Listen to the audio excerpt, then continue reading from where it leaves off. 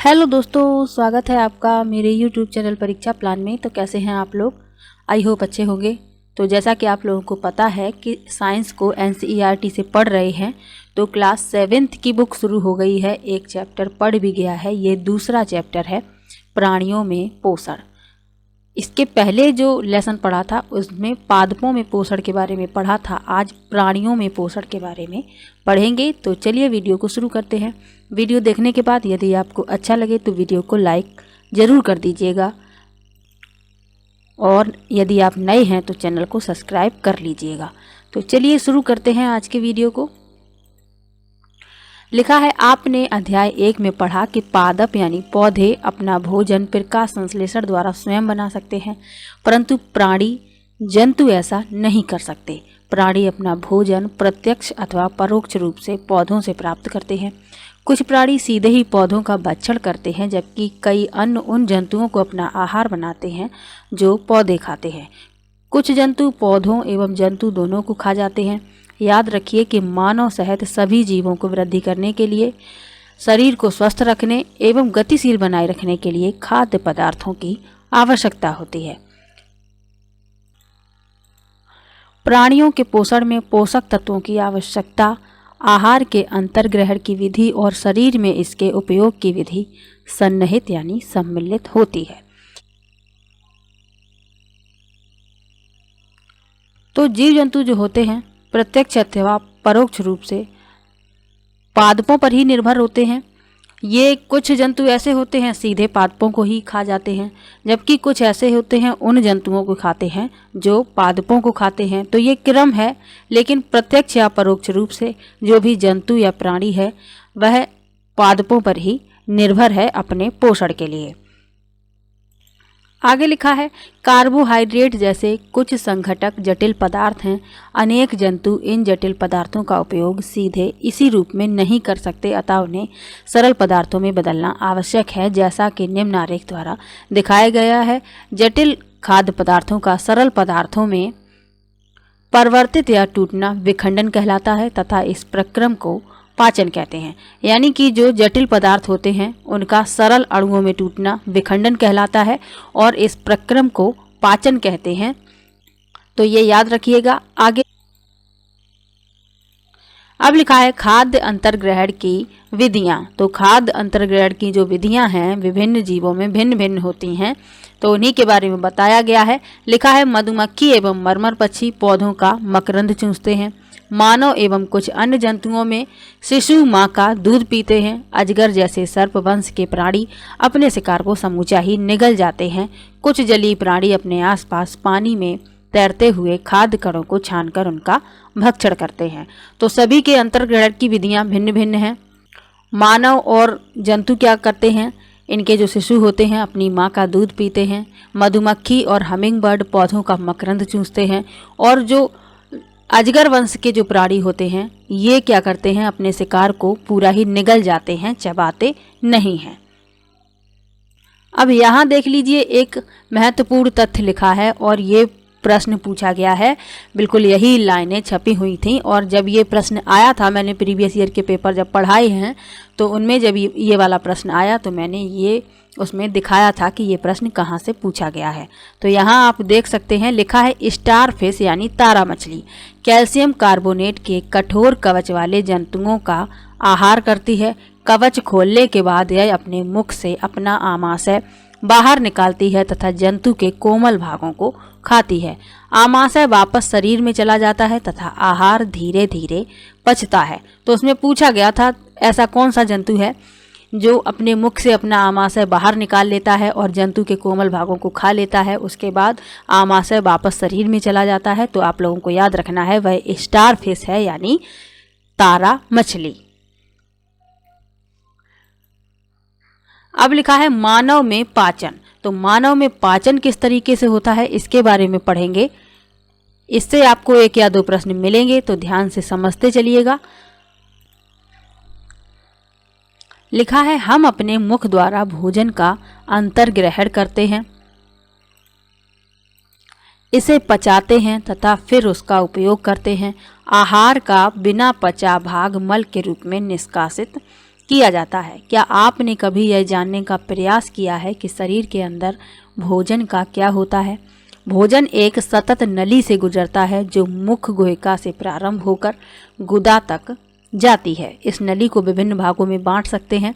मुख गुहिका, ग्रास नली या ग्रसिका, आमाशय, क्षुद्रांत्र यानी छोटी आंत, बृहदांत्र यानी बड़ी आंत जो मलाशय से जुड़ी होती है, तथा मल द्वार अथवा गुदा। क्या यह बहुत लंबा मार्ग नहीं है? ये सभी मिलकर आहार नाल का निर्माण करते हैं। तो आप लोगों को याद रखना है, आहार नाल का जो निर्माण है वह इन सभी भागों से मिलकर होता है। आगे लिखा है, जैसे जैसे भोजन विभिन्न भागों से गुजरता है उसके विभिन्न घटकों का पाचन भी क्रमिक रूप से होता है। आमाशय की आंतरिक भित्ति, क्षुद्रांत तथा आहार नाल से संबद्ध विभिन्न ग्रंथियां जैसे कि लाला ग्रंथि, यकृत, अग्न्याशय पाचक रस स्रावित करती हैं। पाचक रस जटिल पदार्थों को उनके सरल रूप में बदल देते हैं। तो पाचक रस का क्या कार्य है? जटिल पदार्थों को उनके सरल रूप में बदलना। आगे लिखा है, आहार नाल एवं संबद्ध ग्रंथियां मिलकर पाचन तंत्र का निर्माण करती हैं। यहाँ इस चित्र को देख लीजिए, ये मानव का पाचन तंत्र है, ये मुख गुहिका है, ये लाला ग्रंथि है, यहाँ ये ग्रसिका है। इसका कार्य है भोजन को आमाशय तक ले जाना। आप लोग ये देख सकते हैं, ये आमाशय है, ये यकृत है, ये पित्ताशय है, ये अग्न्याशय है, ये क्षुद्रांत यानी छोटी आंत है और ये बड़ी आंत है, ये मलाशय है और ये गुदा है। अब सबके अलग अलग कार्यों के बारे में बताया जा रहा है और भोजन किस प्रकार से आगे बढ़ता है इसके बारे में। तो सबसे पहले लिखा है मुख एवं मुख गुहिका के बारे में। तो इसका क्या कार्य है, भोजन यहाँ पर कितनी देर रुकता है, क्या क्या होता है, इन सब के बारे में पढ़ेंगे। तो चलिए पढ़ लेते हैं। लिखा है, भोजन का अंतर्ग्रहण मुख द्वारा होता है। आहार को शरीर के अंदर लेने की क्रिया अंतर्ग्रहण कहलाती है। तो भोजन का जो अंतर्ग्रहण है मुख से ही होता है और भोजन को अंदर लेने की जो क्रिया है वह अंतर्ग्रहण कहलाती है। हम दांतों की सहायता से भोजन चबाते हैं तथा यांत्रिक विधि द्वारा उसे छोटे छोटे टुकड़ों में पीस डालते हैं। प्रत्येक दांत मसूड़ों के बीच अलग अलग गर्तिका में धंसा होता है। हमारे दांतों की आकृति भिन्न भिन्न है तथा उनके कार्य भी भिन्न है। इसके अनुसार उन्हें अलग अलग नाम दिए गए हैं। तो दांतों के भी अलग अलग प्रकार हैं और उनके कार्य भी अलग अलग हैं। तो यही यहाँ पर बताया जा रहा है। यहाँ इस चित्र को देख लीजिए, इसमें दांतों की व्यवस्था और उनके प्रकारों की व्यवस्था दिखाई गई है। तो एक ऊपर का जबड़ा होता है, एक नीचे का। तो ये एक जबड़े की व्यवस्था है। तो कुल 16 दांत हैं। तो पूरे मुख में 32 दांत होते हैं। तो चवर्णक होते हैं, नीचे 6 हैं, ऊपर 6 यानी 12। अग्र चवर्णक नीचे 4 हैं, ऊपर 4 यानी 8। रदनक नीचे 2 ऊपर 2 4 और कृंतक नीचे 4 ऊपर 4 यानी 8। तो इस तरीके से आप समझ सकते हैं। आगे क्या लिखा है इसके बारे में भी पढ़ लेते हैं। यहाँ लिखा है, दूध के दांत तथा स्थायी दांत। क्या आपको याद है कि कुछ वर्ष पूर्व आपके दांत गिरने लगे थे? हमारे दांतों का प्रथम सेट शैशव काल में निकलता है तथा लगभग 8 वर्ष की आयु तक ये सभी दांत गिर जाते हैं। इन्हें दूध के दांत कहते हैं। इन दांतों के स्थान पर दूसरे दांत निकलते हैं जिन्हें स्थायी दांत कहते हैं। सामान्य स्वस्थ व्यक्ति के स्थायी दांत पूरे जीवन भर बने रहते हैं तथापि वृद्धावस्था में ये प्रायः गिरने लगते हैं। तो दूध के दांत निकलते हैं पहले, 8 वर्ष की आयु तक वो गिर जाते हैं, उसके बाद स्थायी दांत निकलते हैं। अब यहाँ लिखा है कि हमारे मुख में एक लाला ग्रंथि होती है जो लाला रस स्रावित करती है। क्या आप जानते हैं कि लाला रस का भोजन पर क्या प्रभाव पड़ता है? आइए इसका पता लगाएं। तो लाला रस क्या करता है? ये चावल के मंड को शर्करा में बदल देता है। यही आप लोगों को याद रखना है। तो लाला रस का कार्य है चावल के मंड को शर्करा में परिवर्तित करना। अब जीभ के बारे में लिखा है। ये लेसन बहुत ही अच्छा है, आपको 1-2 प्रश्न इससे अवश्य मिलेंगे, तो समझते चलिएगा। लिखा है जीभ एक मांसपेशी अंग है जो पीछे की, तो चलिए जीभ के बारे में पढ़ लेते हैं। लिखा है जीभ एक मांसपेशी अंग है जो पीछे की ओर मुख गुहा के अधर तल से जुड़ी होती है। इसका अग्रभाग स्वतंत्र होता है और किसी भी दिशा में मुड़ सकता है। क्या आपको जीभ के कार्य ज्ञात हैं? हम बोलने के लिए जीभ का उपयोग करते हैं। इसके अतिरिक्त यह भोजन में लार को मिलाने का कार्य करती है तथा निगलने में भी सहायता करती है। जीभ द्वारा ही हमें स्वाद का पता चलता है। जीभ पर स्वाद कलिकाएं होती हैं जिनकी सहायता से हम विभिन्न प्रकार के स्वाद का पता लगा सकते हैं। तो जीभ पर स्वाद कलिकाएं होती हैं, इन्हीं से हमें स्वाद का पता चलता है। तो जीभ पर स्वाद के विभिन्न क्षेत्र होते हैं, इनके बारे में समझ लीजिए। ये जो अग्रभाग है ये मीठा स्वाद बताता है। उसके बाद ये जो भाग है ये नमकीन स्वाद बताता है।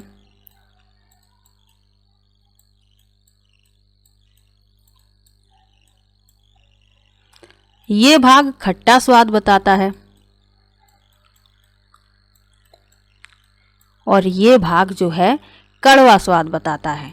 तो आप लोगों को याद रखना है कि हम लोग जीभ में जो स्वाद के विभिन्न क्षेत्र होते हैं, पिछला जो भाग है कड़वा, ये वाला खट्टा, ये नमकीन और अग्रभाग मीठा स्वाद बताता है।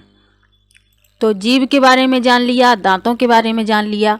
अब है भोजन नली यानी ग्रसिका। चित्र में देख लीजिए ग्रसिका कहाँ है।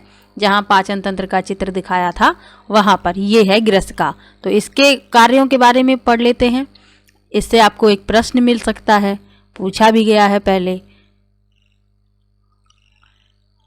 तो लिखा है निगला हुआ ग्रास नली अथवा ग्रसिका में जाता है, यानी कि जब हम भोजन निगल लेते हैं तो वह ग्रसिका में जाता है। इसे ही ग्रास नली भी कहते हैं, ये भी याद रखिए।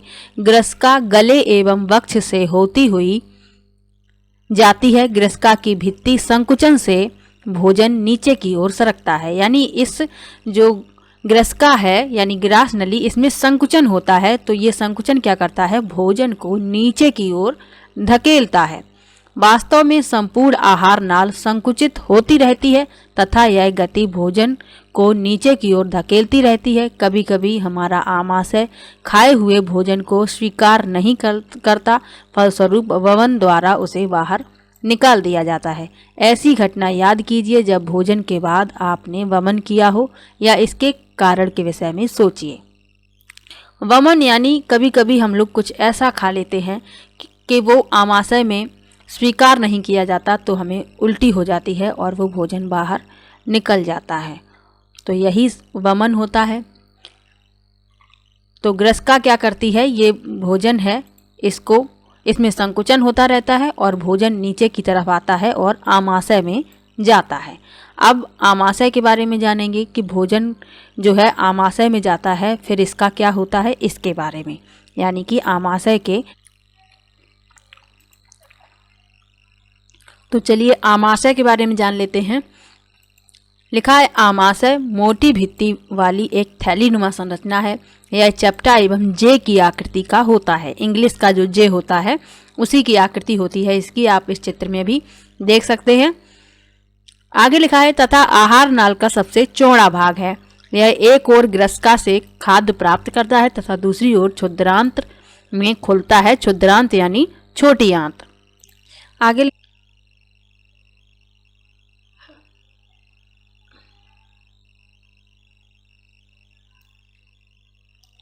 आमाशय का आंतरिक स्तर श्लेष्मल, हाइड्रोक्लोरिक अम्ल तथा पाचक रस स्रावित करता है। श्लेष्मल आमाशय के आंतरिक स्तर को सुरक्षा प्रदान करता है। अम्ल अनेक ऐसे जीवाणुओं को नष्ट करता है जो भोजन के साथ वहां तक पहुंच जाते हैं। साथ ही यह माध्यम को अम्लीय बनाता है जिससे पाचक रसों को क्रिया करने में सहायता मिलती है। पाचक रस प्रोटीन को सरल पदार्थों में विघटित कर देते हैं। तो पाचक रस क्या करते हैं? प्रोटीन जो होता है उसको सरल अणुओं में तोड़ देते हैं। अब यहाँ एक महत्वपूर्ण तथ्य लिखा है, तो इसको पढ़ना आवश्यक है। लिखा है, कभी कभी जब आप जल्दी जल्दी खाते हैं अथवा खाते समय बातें करते हैं, आपको खांसी उठती है या हिचकी आती है अथवा घुटन का अनुभव होता है। यह खाद्य कणों के श्वास नली में प्रवेश करने के कारण होता है।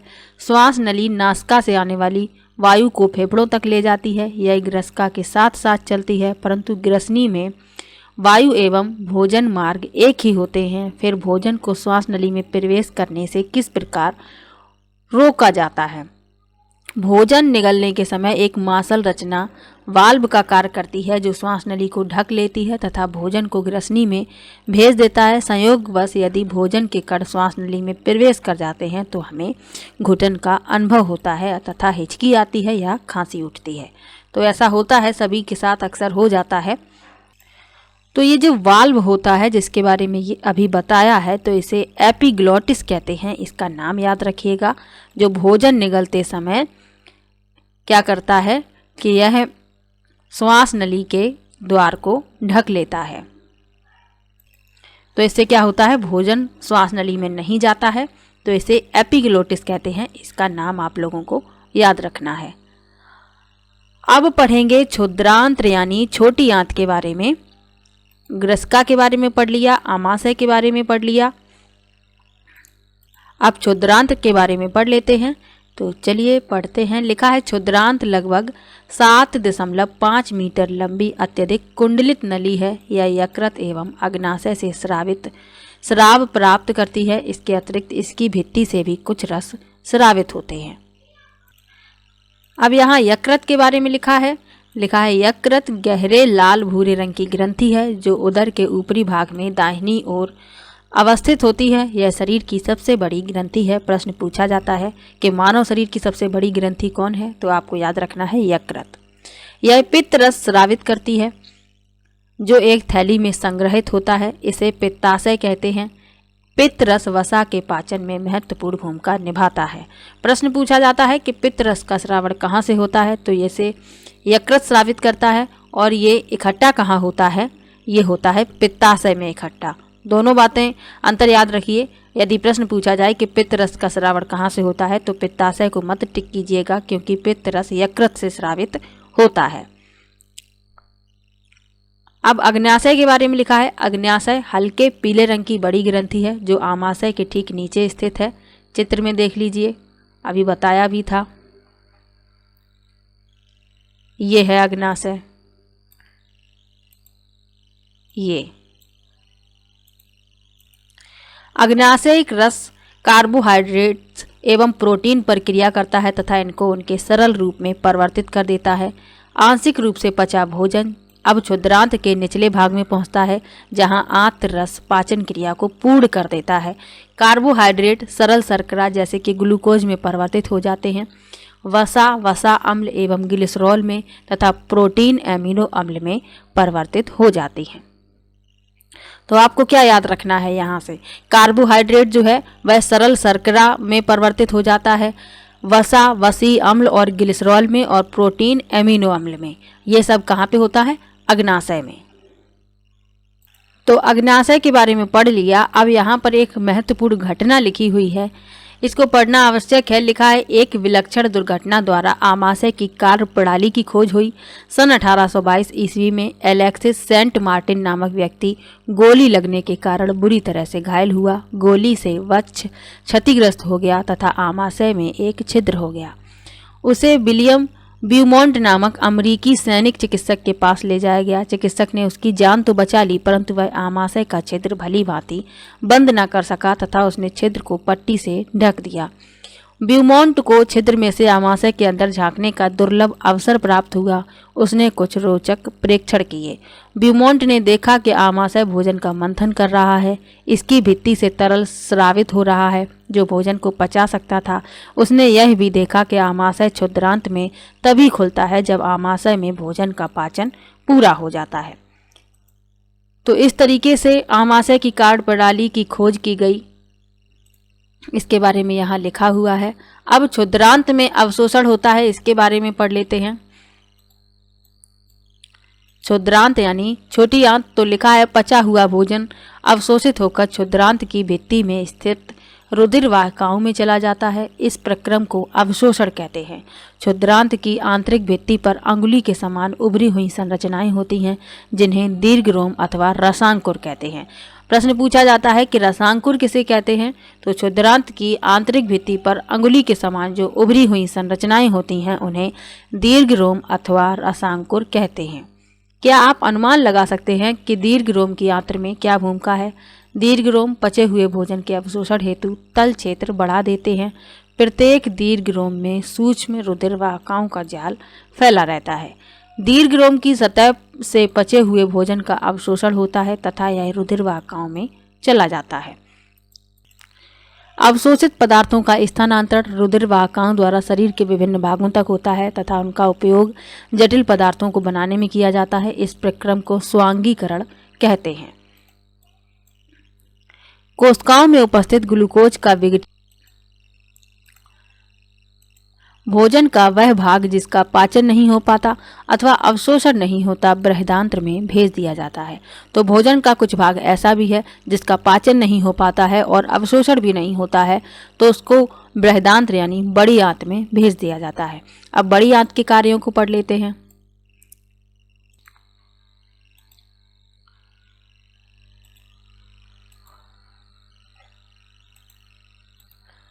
भोजन का वह भाग जिसका पाचन नहीं हो पाता अथवा अवशोषण नहीं होता बृहदांत्र में भेज दिया जाता है। तो भोजन का कुछ भाग ऐसा भी होता है जिसका पाचन नहीं होता और अवशोषण भी नहीं होता, तो वह बड़ी आंत में भेज दिया जाता है। अब बड़ी आंत के कार्यों को पढ़ लेते हैं। बड़ी आंत को ही बृहदांत्र कहते हैं। तो लिखा है बृहदांत्र क्षुद्रांत की अपेक्षा चौड़ी एवं छोटी होती है। तो ये छोटी आंत से छोटी होती है लंबाई में। इसकी लंबाई कितनी होती है? लगभग 1.5 मीटर। लेकिन ये छोटी आंत से चौड़ी होती है, इसीलिए ये बड़ी कही जाती है। इसका कार्य जल एवं कुछ लवणों का अवशोषण करना है। बचा हुआ अपचित पदार्थ मलाशय में चला जाता है तथा अर्ध ठोस मल के रूप में रहता है। समय समय पर गोदा द्वारा यह मल बाहर निकाल दिया जाता है। इसे निष्कासन कहते हैं। तो मनुष्यों के पाचन तंत्र के बारे में जान लिया, पाचन क्रिया कैसे होती है इसके बारे में जान लिया। अब पढ़ेंगे घास खाने वाले जंतुओं में पाचन, यानी कि जो जंतु घास खाते हैं उनमें पाचन क्रिया कैसे संपन्न होती है इसके बारे में जान लेते हैं। एक प्रश्न इससे पूछा जाता है, जहां से पूछा जाएगा वहां मैं बता दूंगी, आप लोग याद रखिएगा। लिखा है, क्या आपने गाय, भैंस तथा घास खाने वाले अन्य जंतुओं को देखा है? वे उस समय भी लगातार जुगाली करते रहते हैं जब वे खाना ना खा रहे हों। वास्तव में वे पहले घास को जल्दी जल्दी निगल कर आमाशय के एक भाग में भंडारित कर लेते हैं। यह भाग रूमेन यानी प्रथम आमाशय कहलाता है। रूमिनेंट में आमाशय 4 भागों में बटा होता है। रूमेन भोजन का आंशिक पाचन होता है। रूमेन में भोजन का आंशिक पाचन होता है जिसे जुगाल कहते हैं, परंतु बाद में जंतु इसको छोटे छोटे पिंडकों के रूप में पुनः मुख में लाता है तथा जिसे वह चबाता रहता है। इस प्रक्रम को रोमंथन यानी जुगाली करना कहते हैं तथा ऐसे जंतु को रूमिनेंट अथवा रोमंथी कहते हैं। प्रश्न पूछा गया है कि रोमंथी पशु कौन कौन से हैं? रोमंथी पशु के नाम बताइए। तो उसमें विकल्प दिए गए हैं, तो आपको याद रखना है गाय, भैंस, ये सब क्या है? रोमंथी हैं। आपने देखा भी होगा, यहाँ इसमें आप देख लीजिए इस चित्र में, ये क्षुद्रांत्र है, ये रूमेन है, ये ग्रस्का है। ये क्या करते हैं जंतु? जल्दी जल्दी से घास को यहाँ एकत्र कर लेते हैं, फिर इनके मुख में उसका छोटा सा भाग आता है जिसे ये चबाते रहते हैं। तो आपने देखा भी होगा गाय भैंसें लगातार अपने मुख को चलाती रहती हैं, तो इसको क्या कहते हैं? जुगाली करना कहते हैं। इन पशुओं को रोमंथी पशु कहते हैं। आगे लिखा है, घास में सेलुलोज की प्रचुरता होती है जो एक प्रकार का कार्बोहाइड्रेट है। किसी रूमिनेंट अथवा रोमंथी पशु, हिरन आदि के रूमेन में सेलुलोज का पाचन करने वाले जीवाणु पाए जाते हैं। बहुत से जंतु एवं मानव सेलुलोज का पाचन नहीं कर पाते।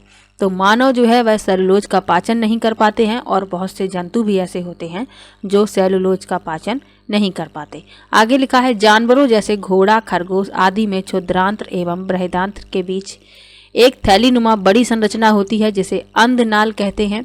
भोजन के सेलुलोज का पाचन यहाँ पर कुछ जीवाणुओं द्वारा किया जाता है जो मनुष्य के आहार नाल में अनुपस्थित होते हैं। अब तक आपने उन जंतुओं के विषय में पढ़ा जिनमें पाचन तंत्र पाया जाता है, परंतु ऐसे बहुत से सूक्ष्म प्राणी हैं जिनमें ना तो मुख होता है और ना ही पाचन तंत्र। फिर वे किस प्रकार भोजन का अंतर्ग्रहण करते हैं तथा उसका पाचन करते हैं। तो उन जंतुओं के बारे में लिखा है जिनका ना तो मुख होता है ना ही पाचन तंत्र होता है, फिर भी उनमें भोजन का अंतर्ग्रहण कैसे होता है इसके बारे में। तो लिखा है अमीबा में संभरण एवं पाचन। अमीबा जलाशयों में पाया जाने वाला एक कोश की जीव है। अमीबा की कोशिका में एक कोशिका झिल्ली होती है। एक गोल सघन केंद्रक एवं कोशिका द्रव्य में बुलबुले के समान अनेक धानियाँ होती हैं।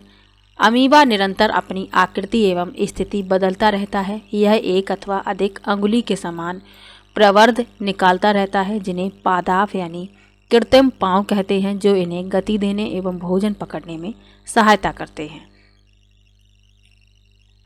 अमीबा कुछ सूक्ष्म जीवों का आहार करता है। जब इसे भोजन का आभास होता है तो यह खाद्य कण के चारों ओर पादाप विकसित करके उसे निगल लेता है। खाद्य पदार्थ उसी खाद्य धानी में फंस जाते हैं। तो ये अमीबा है, आप लोग इस चित्र में देख सकते हैं। ये पादाप हैं, ये खाद्य कणिका इनका अंतर्ग्रहण हो रहा है। ये खाद्य धानियाँ हैं, ये बहिक्षेपित अपशिष्ट है, ये केंद्रक है। आगे लिखा है खाद्य धानी में ही पाचक रस स्रावित होते हैं। ये खाद्य पदार्थ पर क्रिया करके उन्हें सरल पदार्थों में बदल देते हैं। पचा हुआ खाद्य धीरे धीरे अवशोषित हो जाता है। अवशोषित पदार्थ अमीबा की वृद्धि रखरखाव एवं गुणन के लिए उपयोग किए जाते हैं। बिना पचा हुआ अपशिष्ट खाद्य दानी द्वारा बाहर निकाल दिया जाता है। भोजन के पाचन का आधारभूत प्रक्रम सभी प्राणियों में समान है, जिसमें खाद्य पदार्थ सरल पदार्थों में परिवर्तित किए जाते हैं एवं ऊर्जा मुक्त होती है। अगले अध्याय में आप आंत्र द्वारा अवशोषित खाद्य पदार्थों का शरीर के अन्य भागों में स्थानांतरण के विषय में पढ़ेंगे। तो आज के लेसन में क्या क्या पढ़ा?